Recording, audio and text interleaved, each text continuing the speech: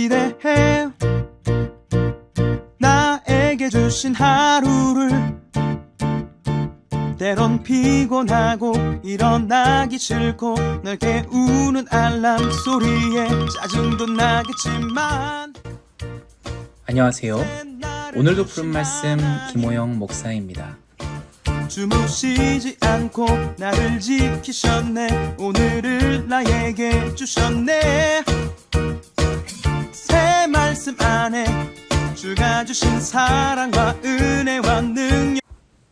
오늘 우리가 나눌 말씀은 다니엘서 7장 15절에서 27절까지 말씀입니다. 나 다니엘이 중심에 근심하며 내 머릿속의 환상이 나를 번민하게 한지라. 내가 그 곁에 모셔 선자들 중 하나에게 나아가서 이 모든 일의 진상을 물으매 그가 내게 말하여 그 일의 해석을 알려주며 이르되 그 내 큰 짐승은 세상에 일어날 내 왕이라. 지극히 높으신 이의 성도들이 나라를 얻으리니 그 누림이 영원하고 영원하고 영원하니라. 이에 내가 넷째 짐승에 관하여 확실히 알고자 하였으니 곧 그것은 모든 짐승과 달라서 심히 무섭더라. 그 이는 쇠요 그 발톱은 노시니 먹고 부서뜨리고 나머지는 발로 밟았으며 또 그것의 머리에는 10뿔이 있고 그 외에 또 다른 뿔이 나오매 새 뿔이 그 앞에서 빠졌으며 그 뿔에는 눈도 있고 큰 말을 하는 입도 있고 그 모양이 그의 동류보다 더 커 보이더라.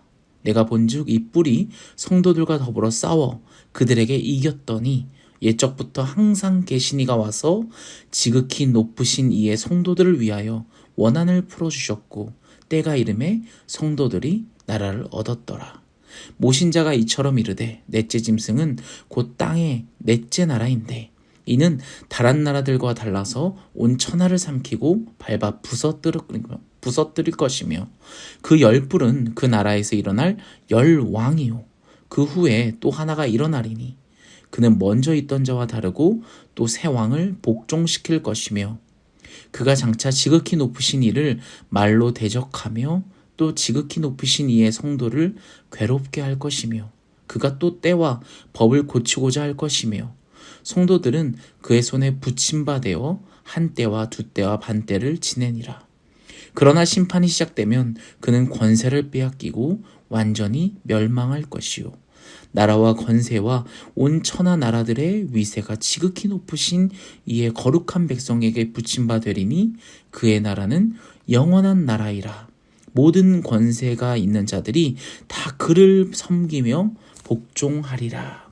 아멘. 좋은 아침입니다. 우리가 읽은 말씀은 다니엘서 7장 후반절에 있는 말씀인데요. 너무나도 무섭기도 하면서 우리에게 큰 위로를 주는 말씀입니다. 다니엘서 2장과 짝을 이루면서 어떻게 보면 이 다니엘서 전체의 중심부라고도 할 수 있는 말씀인데요. 바로 다니엘이 꾼 꿈에 대한 이야기들이 등장합니다. 그런데 참 이상하게도 그동안 봐왔던 우리가 생각한 다니엘의 모습과는 달리 이 꿈 해석에 있어서 다니엘은 천사의 해석을 듣고서야 자신이 꾸었던 꿈을 이해하게 됩니다. 다니엘이 꾼 꿈이 무엇이냐? 4마리의 짐승이 등장했죠. 천사가 말해주는 설명을 보면 각각의 짐승들이 세상에서 일어날 왕국 4명의 왕을 상징한다라고 이야기를 합니다. 17절 말씀입니다. 그 4큰 짐승은 세상에 일어날 4왕이라. 아멘. 그 세상의 통치자들로 인해서 성도들이 받게 될 박해와 고난, 그리고 마침내 영원한 하나님의 나라에서 얻게 될 최종 승리를 우리에게 오늘 이 말씀에서 보여주고 있는데, 우리는 이 말씀을 통해서 우리가 위로를 얻고 용기를 얻는 오늘 하루가 되기를 간절히 소원합니다. 말씀 속으로 들어가 볼까요? 천사는 다니엘에게 너가 본 내 짐승들, 바로 그 4개의 짐승들이 바로 역사상 나타날 왕임을 설명해 줍니다.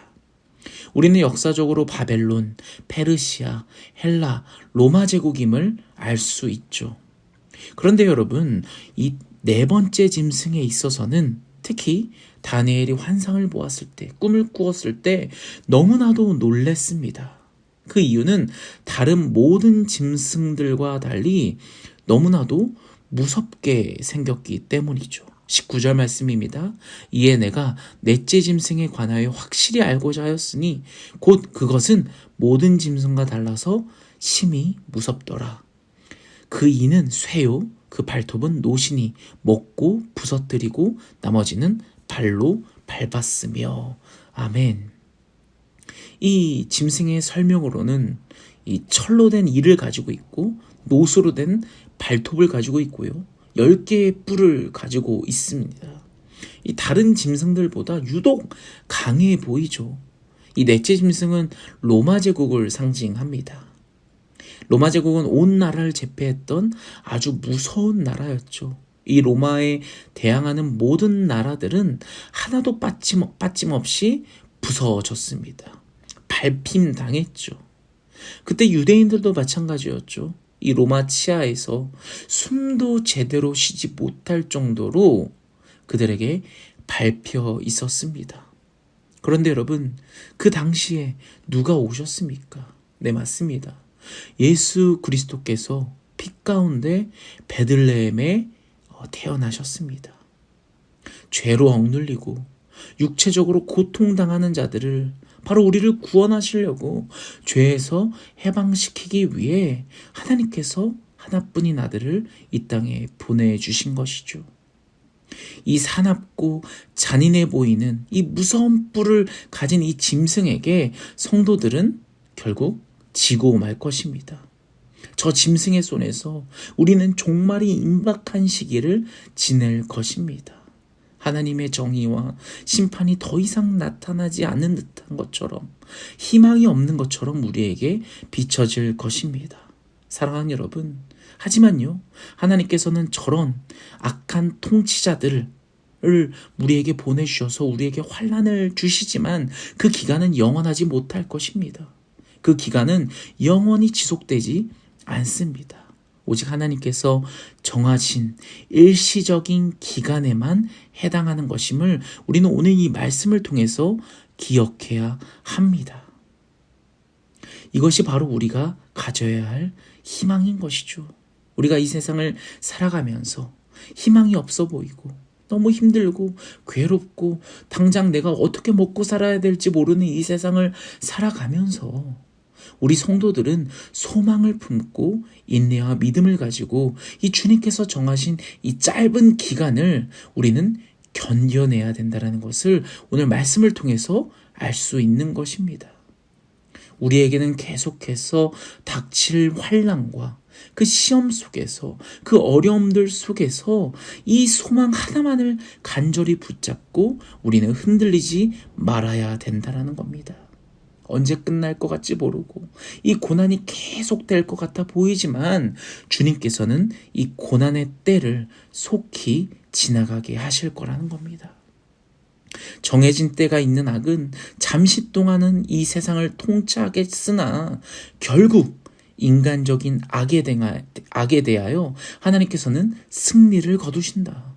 주권을 가지고 이제 하나님의 나라를 통치하신다라는 것을 우리는 이 말씀을 통해서 봐야 된다는 것입니다. 이 얼마나 우리에게 위로를 주는 메시지입니까? 사랑하는 여러분, 다니엘이 본 약한 짐승들, 바로 이 세상을 우리에게 보여주고 있습니다. 온 세상의 나라들은 하나님께 대적하고 하나님의 통치를 전복하려는 그 원수들의 다스림 아래에 있다라는 것입니다. 그들은 정말 필사적으로 우리를 이기려고 노력을 할 것이며, 말씀에서는 당시 느부갓네살 왕과 그 이후에 일어나는 그 세상의 통치자를 통해서 우리는 패배하는 것처럼 보여줄 것입니다. 하지만 이들이 통치하는 세상에서 이런 악에 대하여 대항하는 진정한 의미를 오늘 말씀을 통해서 볼 수가 있는 것이죠. 혹독한 박해가 끝나면 하나님의 심판이 시작되며 그 고통을 주던 통치자들은 멸망한다라는 것입니다. 결국 하나님께서는 온 천하를 다스릴 것이며 그의 나라는 영원히 지속된다라는 것입니다. 26절 말씀입니다.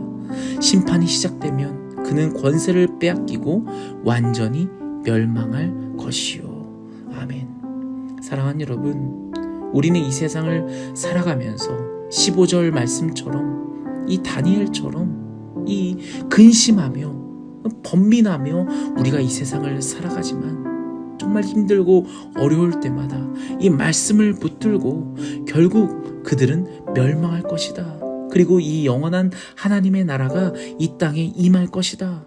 우리는 하나님의 나라에 영원히 누리며 살 것이다라는 이 소망을 붙들고 살아가는 우리 모두가 되기를 간절히 소원합니다. 이런 이 세상 속에서 영적 투쟁을 벌이며 살아가야 하는 우리 그리스도인들에게 하나님께서 오늘 말씀을 통해서 우리에게 용기를, 희망을 주십니다. 그 희망 붙들고 그리스도를 붙들고 살아가는 우리 모두가 되기를 간절히 소원합니다. 오늘 하루를 시작하면서 이 말씀 붙들며 하나님 그렇습니다. 내가 너무나도 힘들고 괴롭고 어렵지만 이 힘듦은 하나님께서 정하신 잠시 잠깐 동안의 때임을 주님 믿습니다. 하나님 이 나라에 주님 다시 오시옵소서. 다시 오셔서 영원한 하나님의 나라가 임하여 주시옵소서라고 그 간절한 소망 하나 붙들고 주님께 외치며 같이 기도하며 나아가겠습니다. 우리 주여 한번 외치며 같이 나아갑시다.